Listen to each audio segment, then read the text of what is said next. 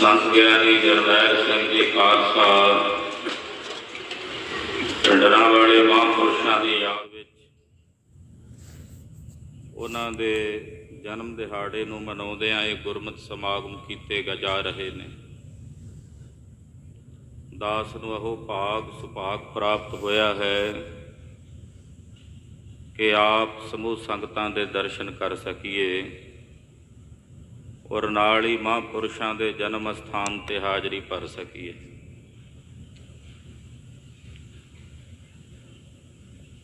दो प्रकार दीआं बिरतियां, एक संत दी है, दूसरी सिपाही दी है। आम करके साडे समाज विच कलगीधर पातशाह महाराज जी तो पहला जो संत है वो हथियार चुक के जंग के मैदान च नहीं लड़ सकता, और जिहड़ा शस्त्रधारी हो के जंग के मैदान में लड़दा है उन्हों संत की जिहड़ी पद्धति है वो साडे भारतीय संस्कृति के समाज में नहीं सी दिती जाती।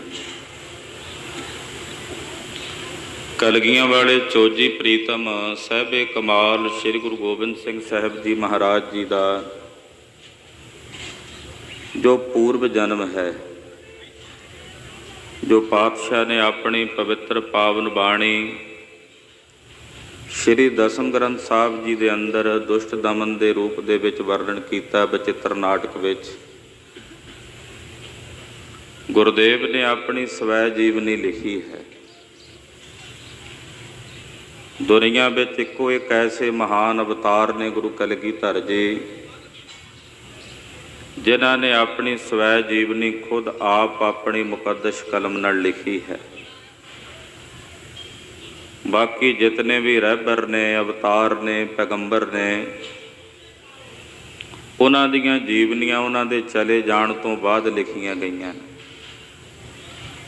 पर कलगीधर स्वामी जी ने अपनी स्वै जीवनी खुद आप लिखी है बचित्र नाटक विच। कलगीधर स्वामी बचित्र नाटक बाणी अंदर जदों अपने पूर्वले जन्म की बात करते ने दुष्ट दमन के रूप की, उस सर्वरूप का वर्णन महाकवि कविराज भाई संतोख सिंह साहब जी ने श्री गुर प्रताप सूरज प्रकाश ग्रंथ विच कीता है कि दुष्ट दमन जी किवें पैदा होए।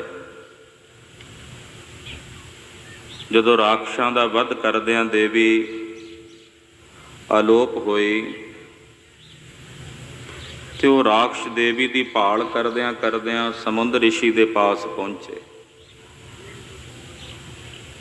समुंद ऋषि जी उस वक्त अपनी तप की साधना विच वलीन सन। उन्हां दानवां ने, राक्षसां ने आ करके भद्दी शब्दावली वरती। समुंद ऋषि जी कहण लगे कि असीं संत रूप दे विच हां, साडा ये धर्म नहीं, करतब नहीं कि शस्त्र चुक के असीं तुहाडे नाल लड़ सकीए, क्योंकि साडा कर्म केवल परमेश्वर की बंदगी करना है, साधना करना है, संतगिरी दे मिजाज नूं धारना है। उस वक्त जितनी तपस्या कीती सी समुंद ऋषि जी ने, उस तपस्या के बल नाल उन्होंने जदों शेर की खल जिहदे ते बैठते सन उन्होंने झाड़ के अपने पूर्ण तप का प्रभाव पा करके दुष्ट दमन जी नूं पैदा किया। हुण जो समुंद ऋषि ने दुष्ट दमन जी नूं पैदा किया है दानवां नाल, राक्षसां नाल लड़न वास्ते, कि वो समुंद ऋषि आप खुद उन्हां दानवां दा मुकाबला नहीं सी कर सकते, पर उन्होंने अपने तप के प्रभाव चों दुष्ट दमन जी नूं पैदा किया, क्योंकि लड़न की प्रक्रिया केवल सिपाही विच हुंदी है, सूरमे विच हुंदी है, संत का धर्म नहीं है। जितने भी वर्ण बनाए गए भारती इतिहास दे विच उस वर्ण नूं उस कर्म के मुताबिक वंड दिता गया और वो कर्म केवल उसे वर्ण के लोग करते हैं, दूसरे वर्ण के लोग वो कर्म करने का उन्होंने हक नहीं सी। लड़न वास्ते तिन्हां ने दुष्ट दमन जी नूं पैदा किया, ऐसा इतिहास विच एक कथन आउंदा। यानी कि इत्थों स्पष्ट हो जाता है कि संत लड़ नहीं सकता तो सिपाही संतगिरी के मिजाज में आ करके वो किसी स्थान के उत्ते बैठ के संत बन के महंती नहीं कर सकता। दोनों का कर्म वखरा वखरा। कलगियां वाले चोजी प्रीतम पातशाह जी महाराज जी ने जदों खालसे पंथ की साजना की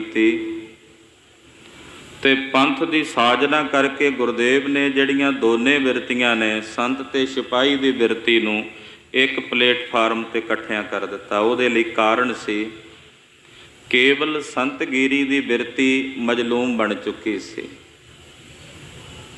संतगिरी की बिरती केवल तां केवल मजलूम जी बन गई सी, जिवें कोई गरीबड़ा जिहा हुंदा इदां दी बिरती बन चुकी सी। और सिपाही पुणे की बिरती जरवाना बन चुकी सी, जुल्म कर रही सी। कलगियां वाले पातशाह जी महाराज जी ने संत ते सिपाही की दोने बिरतियां अपने खालसे पंथ विच भर के खालसे पंथ नूं संत ते सिपाही ये दोने रुतबे ये दोने उपाधियां अपने पंथ नूं बख्शिश कीतियां कलगियां वाले पातशाह ने। महाराज जी के समकाली कवि ने बड़े सुंदर वचन कहे ने। वो कहते ने साध में ना शेर पन, शेर में ना साध पन। एक साध शेर नहीं बन सकता। एक साध की जिहड़ी बिरती है वो शेर बिरती नहीं हो सकती, ते जिहड़ा शेर हुंदा वो साध नहीं बन के बह सकता। साधु की तो बिरती ये है भी जे कोई मुक्कियां मार जाए तो वापस पलट के उन्होंने कुछ नहीं कहना, सगों उन्होंने पैरों ते सिर रख के मत्था टेक के उन्होंने नमस्कार करनी। ते जिहड़ा शेर हुंदा हुण उन्होंने कोई घूरी वट के भी वेखे तो अगला वेखण नहीं दिंदा। दो बिरतियां ने ना। साधु विच शेर पुणा नहीं हुंदा ते शेर दे विच साधु पुणा नहीं हुंदा। पर हे कलगियां वाले स्वामी जी, आप जी का जिहड़ा ये पंथ है खालसा, इहदे विच मैनूं दोनों ही बिरतियां नज़र आउंदियां ने। साध में ना शेर पन, शेर में ना साध पन। दो पन देखियत आप ही के मग में, पढ़ कै तिहारी बानी। श्रीमान गोबिंद सिंह जीवन मुकत होए रहे जग में। हे कलगीधर पातशाह, आप जी की वीर असी बाणी श्री दसम की बाणी नूं पढ़ के जेड़े साधु ने वो शेर बिरती ते शेर जेड़े ने वो साधु बिरती दे धारनी हो गए।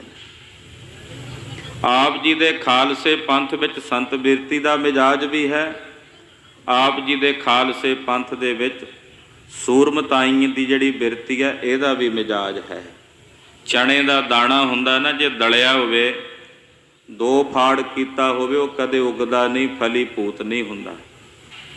पर जे चने का दाणा साबत होवे तो पौधा बन जाता। इसे तरह संतगिरी की बिरती ते सिपाही गिरी की बिरती जिहड़ी है इन्हां नूं वखरा वखरा कर दिता जाए, अलग अलग कर दिता जावे ते अज दे समय मुताबक जां कलगीधर जी दे समय दे मुताबक वो फलीभूत नहीं सी हो रहा। गुरुदेव ने दोनों नूं एक जगह ते इकट्ठियां करके संत ते सिपाही की बिरती गुरु खालसे पंथ विच भर के महाराज जी ने खालसे पंथ की स्थापना की, खालसे पंथ की साजना की और खालसे नूं शस्त्रधारी बनाया। जिथे संत बिरती है नाल महाराज जी ने शस्त्रधारी बनाया खालसे पंथ नूं। आख्या जिहड़ा मेरा खालसा है वो शस्त्रधारी भी होवे। प्रेम समार्ग नामक एक पोथी है पुरातन, उहदे विच खालसे पद दे जिहड़े अखर ने तिन्नां दे बड़े प्यारे अर्थ कीते हुए ने। खखा ਲੱਲਾ ਤੇ ਸੱਸਾ ਅੱਖਰ ਜਿਹੜਾ ਹੈ, ਉਹ ਕਹਿੰਦੇ ਖੰਗ ਨਾਮ ਜੋਗ ਕੋ ਬਖਾਨੀ ਹੈ। ਜਿਹੜਾ ਖਾਲਸੇ ਪਦ ਦਾ ਪਹਿਲਾ ਅੱਖਰ ਹੈ ਨਾ, ਖੱਖਾ, ਇਹ ਹੈ ਯੋਗ, ਯਾਨੀ ਕਿ ਜੁੜਿਆ ਹੋਇਆ। ਖੇ ਨਾਮ ਆਕਾਸ਼ ਦਾ ਵੀ ਹੈ ਨਾ, ਆਕਾਸ਼ ਵਾਂਗੂ ਜਿਹੜਾ ਨਿਰਲੇਪ ਹੋਵੇ, ਆਕਾਸ਼ ਵਾਂਗੂ ਨਿਰਖੋਭ ਹੋਵੇ। ਜਿਹੜਾ ਆਕਾਸ਼ ਵਾਂਗੂ ਨਿਰਲੇਪ ਤੇ ਨਿਰਖੋਭ ਹੋਵੇ ਉਹਨੂੰ ਕਹਿੰਦੇ ਨੇ ਖੇ, ਖਾਲਸਾ। ਕੱਖੇ ਅੱਖਰ ਦਾ ਇਹ ਵਿਸਥਾਰ ਕਰਦੇ ਆ ਕਿ ਜਿਹੜਾ ਆਕਾਸ਼ ਵਾਂਗੂ ਨਿਰਖੋਭ ਤੇ ਨਿਰਲੇਪ ਹੈ ਉਹ ਖਾਲਸਾ ਹੈ। ਖਾਲਸੇ ਵਿੱਚ ਸਭ ਤੋਂ ਪਹਿਲਾ ਗੁਣ ਮਹਾਰਾਜ ਗੁਰੂ ਕਲਗੀਧਰ ਪਾਤਸ਼ਾਹ ਨੇ ਬਖਸ਼ਿਸ਼ ਕੀਤਾ ਹੈ ਕਿ ਇਹ ਆਕਾਸ਼ ਵਾਂਗੂ ਨਿਰਲੇਪ ਹੈ, ਕਿਸੇ ਚੀਜ਼ ਵਿੱਚ ਲਿਪਾਏਮਾਨ ਨਹੀਂ ਹੁੰਦਾ। ਤਿਆਗ ਦੀ ਜਿਹਨੂੰ ਬਿਰਤੀ ਕਹਿੰਦੇ ਨਾ, ਤਿਆਗ ਦੀ ਬਿਰਤੀ, ਉਹ ਖਾਲਸੇ ਪੰਥ 'ਚ ਗੁਰਦੇਵ ਨੇ ਪਹਿਲਾਂ ਭਰੀ। ਇਹ ਲੰਪਟ ਨਹੀਂ ਹੈ, ਇਹ ਲੋਭੀ ਨਹੀਂ ਹੈ। ਆਕਾਸ਼ ਵਾਂਗੂ ਨਿਰਖੋਭ ਹੈ, ਆਕਾਸ਼ ਵਾਂਗੂ ਨਿਰਲੇਪ ਹੈ। ਜੋ ਆਕਾਸ਼ ਵਾਂਗੂ ਨਿਰਖੋਭ ਤੇ ਨਿਰਲੇਪ ਹੈ ਉਹਨੂੰ ਕਹਿੰਦੇ ਨੇ ਖਾਲਸਾ। ਜਦੋਂ ਖਾਲਸੇ ਪੰਥ ਦਾ ਇਤਿਹਾਸ ਪੜ੍ਹਦੇ ਹਾਂ ਤੇ ਪੰਥ ਦੇ ਇਤਿਹਾਸ ਵਿੱਚ ਐਸਾ ਬਚਨ ਆਉਂਦਾ ਹੈ ਕਿ ਦਿੱਲੀ ਦੇ ਲਾਲ ਕਿਲੇ ਦੇ ਉੱਤੇ ਖਾਲਸੇ ਨੇ ਨਿਸ਼ਾਨ ਚੁਲਾ ਲਏ। ਮਹਾਰਾਜ ਗੁਰੂ ਪਾਤਸ਼ਾਹ ਦੇ ਪਾਵਨ ਸਥਾਨ, ਉਹਨਾਂ ਦੀ ਸੇਵਾ ਸੰਭਾਲ ਜਥੇਦਾਰ ਬਘੇਲ ਸਿੰਘ ਹੋਣਾ ਨੇ ਕਰਵਾਈ ਤੇ ਕੁਝ ਸਮਾਂ ਉੱਥੇ ਰਹੇ। ਜਦੋਂ ਸਿੰਘਾਂ ਨੇ ਵੇਖਿਆ ਕਿ ਜੋੜ ਮੇਲਾ ਆ ਰਿਹਾ, ਵਿਸਾਖੀ ਦਾ ਜਾਂ ਦੀਵਾਲੀ ਦਾ ਜੋੜ ਮੇਲਾ ਆਉਂਦਾ ਜਾਂ ਹੋਲੇ ਮਹੱਲੇ ਦਾ ਸਮਾਗਮ ਆਉਂਦਾ ਤੇ ਦਿੱਲੀ ਤੋਂ ਵਾਪਸ ਆ ਜਾਂਦੇ ਜੋੜ ਮੇਲਾ ਮਨਾਉਣ ਵਾਸਤੇ। ਇੱਕ ਵਿਦਵਾਨ ਨੇ ਉਸ ਵੇਲੇ ਦੀ ਮਿਥਿਆ ਨੂੰ ਲਿਖਿਆ, ਉਹ ਕਹਿੰਦਾ ਵੀ ਉਹ ਜਿਹੜੇ ਸਿੰਘ ਸੀ ਨਾ, ਉਹ ਸਿੱਧੇ ਸਾਧੇ ਸੀ, ਉਹਨਾਂ ਨੂੰ ਰਾਜਨੀਤੀ ਦਾ ਨਹੀਂ ਸੀ ਪਤਾ। ਇਸ ਕਰਕੇ ਉੱਥੋਂ ਰਾਜ ਭਾਗ ਛੱਡ ਕੇ ਮੁੜ ਕੇ ਪੰਜਾਬ ਨੂੰ ਆ ਜਾਂਦੇ ਸੀ ਵੀ ਜੋੜ ਮੇਲਾ ਮਨਾ ਲਈਏ। ਦਰਅਸਲ ਉਹ ਸਿੰਘ ਜਿਹੜੇ ਉਹ ਸਿੱਧੇ ਸਾਧੇ ਨਹੀਂ ਸਨ, ਰਾਜਨੀਤੀ ਵੀ ਉਹਨਾਂ ਨੂੰ ਚੰਗੀ ਤਰ੍ਹਾਂ ਆਉਂਦੀ ਸੀ। ਦਰਅਸਲ ਉਸ ਖਾਲਸੇ ਵਿੱਚ ਸਿੰਘਾਂ ਵਿੱਚ ਤਿਆਗ ਦੀ ਬਿਰਤੀ ਸੀ। ਉਹ ਕਹਿੰਦੇ ਗੁਰੂ ਪਾਤਸ਼ਾਹ ਦਾ ਜੋੜ ਮੇਲਾ ਮਨਾਉਣਾ, ਦਿੱਲੀ ਦਾ ਕੀ ਆ, ਪਕੜ ਨਹੀਂ ਰੱਖੀ ਨਾ ਰਾਜ ਦੇ ਉੱਤੇ ਵੀ ਚਲੋ ਇਹ ਤਾਂ ਸਾਡੇ ਅਧੀਨ ਹੋ ਕੇ ਜੋ ਇਹਨਾਂ ਨੂੰ ਕਹਿੰਦੇ ਅਸੀਂ ਕਰਾ ਹੀ ਲੈਂਦੇ ਹਾਂ। ਉਹ ਵਾਪਸ ਆ ਜਾਂਦੇ ਜੋੜ ਮੇਲਾ ਮਨਾਉਣ ਵਾਸਤੇ, ਦਿੱਲੀ ਦਾ ਤਖਤ ਛੱਡ ਕੇ ਆ ਜਾਂਦੇ। ਯਾਨੀ ਕਿ ਤਿਆਗ ਦੀ ਬਿਰਤੀ ਆ ਖਾਲਸੇ ਵਿੱਚ, ਲੰਪਟ ਨਹੀਂ ਹੈ ਖਾਲਸਾ, ਲਿਪਾਏਮਾਨ ਨਹੀਂ ਹੁੰਦਾ ਖਾਲਸਾ।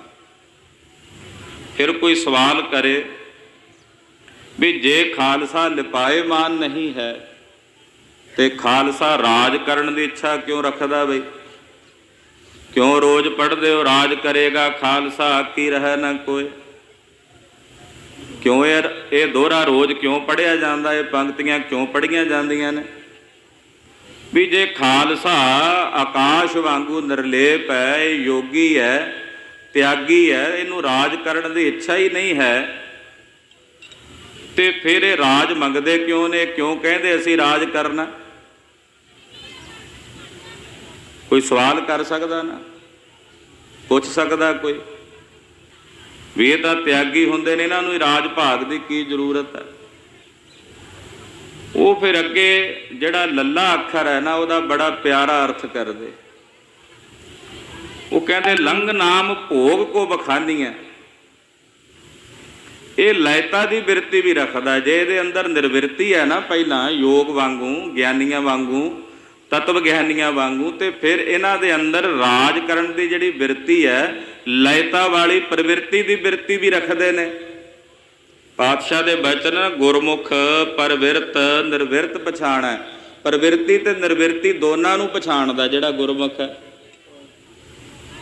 ਤੇ ਜੇ ਨਿਰਵਿਰਤੀ ਦੀ ਬਾਤ ਕਰ, ਨਿਰਵਿਰਤੀ ਪਹਿਲਾਂ ਆ, ਮੁੜ ਕੇ ਜੇ ਪ੍ਰਵਿਰਤੀ ਦੀ ਜ਼ਰੂਰਤ ਪਵੇ ਤੇ ਉਹ ਇੱਛਾ ਵੀ ਰੱਖਦੇ ਨੇ, ਇਹ ਰਾਜ ਕਰਨ ਦੀ ਇੱਛਾ ਵੀ ਰੱਖਦੇ ਨੇ।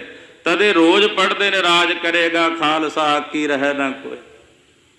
ਕਿਉਂਕਿ ਇਹ ਰਾਜ ਦੇ ਵਿੱਚ ਰਹਿੰਦੇ ਹੋਇਆਂ ਵੀ ਆਕਾਸ਼ ਵਾਂਗੂ ਨਿਰਲੇਪ ਨੇ। ਰਾਜ ਕਰਦੇ ਨੇ, ਪਰ ਰਾਜ ਕਰਦਿਆਂ ਹੋਇਆਂ ਲੰਪਟ ਨਹੀਂ ਹੁੰਦੇ, ਰਾਜ ਕਰਦਿਆਂ ਹੋਇਆਂ ਇਹ ਵਿਭਚਾਰੀ ਨਹੀਂ ਹੁੰਦੇ।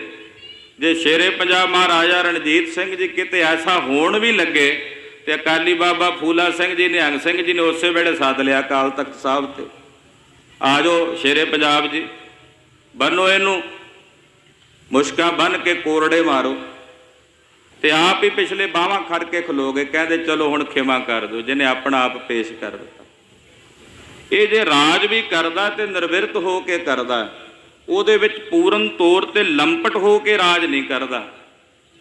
ਰਾਜ ਦੀ ਇੱਛਾ ਇਸ ਕਰਕੇ ਕਰਦਾ ਕਿਉਂਕਿ ਹਲੇਮੀ ਰਾਜ ਕਰਨ ਦੀ ਇੱਛਾ ਹੈ ਖਾਲਸੇ ਵਿੱਚ।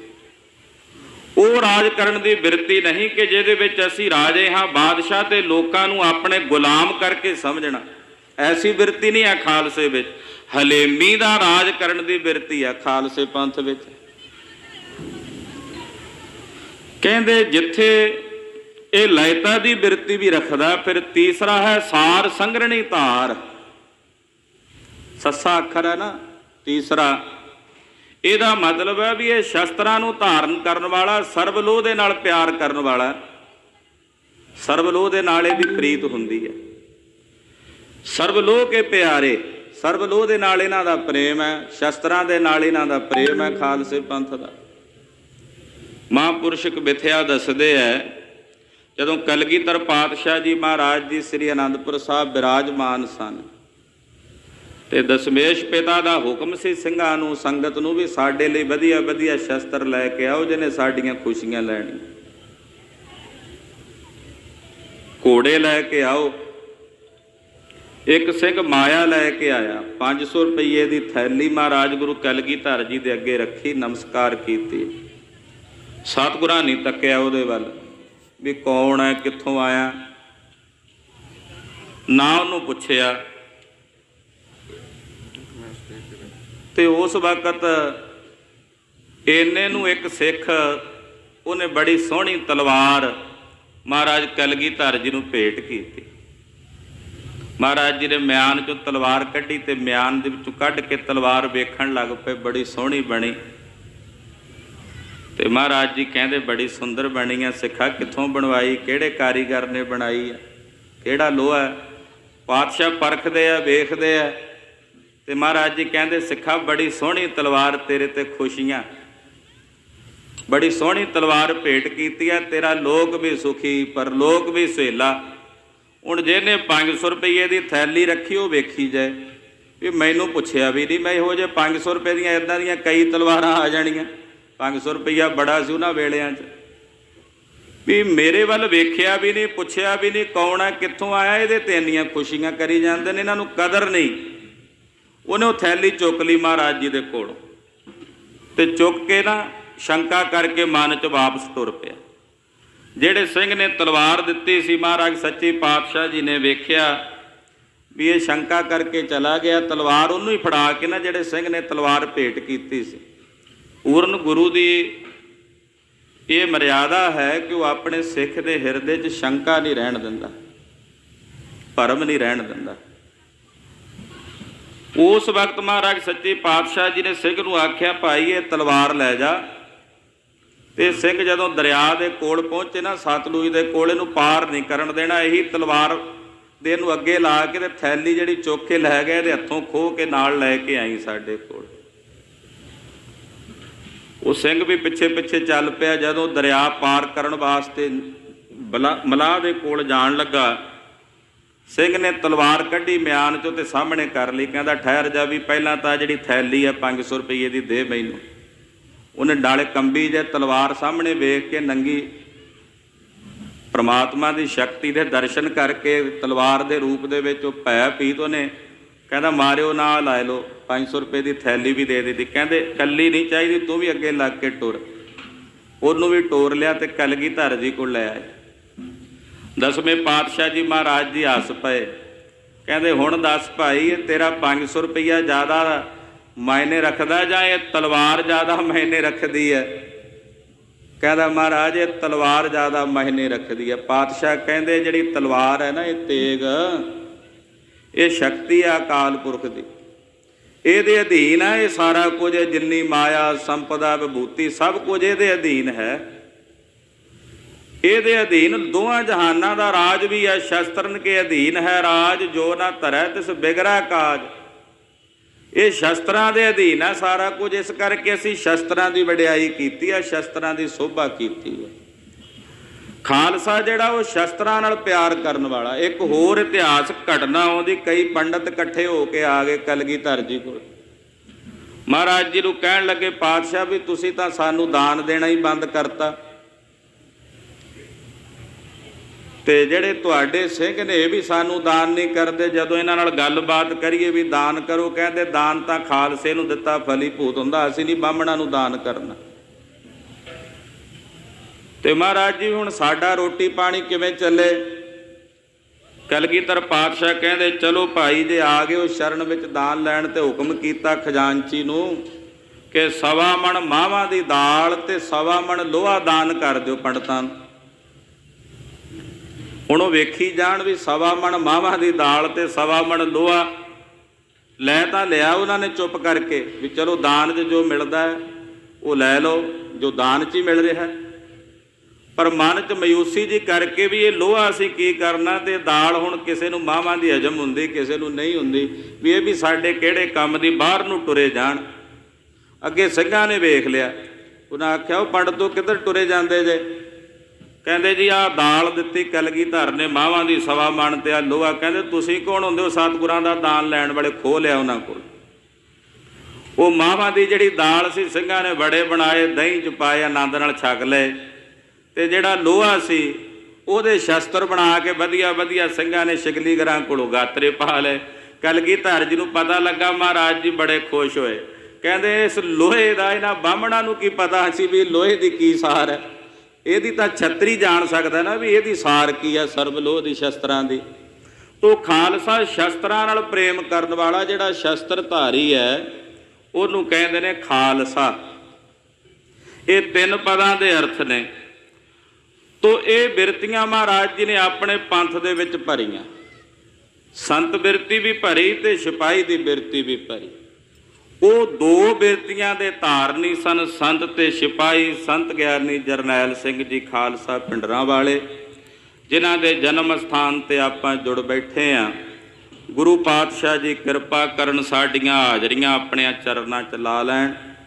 ਮਹਾਂਪੁਰਸ਼ਾਂ ਦੇ ਪਾਏ ਪੂਰਨਿਆਂ ਤੇ ਚੱਲਣ ਦੀ ਸਾਨੂੰ ਬਲ ਬੁੱਧੀ ਪ੍ਰੇਰਨਾ ਬਖਸ਼ਿਸ਼ ਕਰਨ।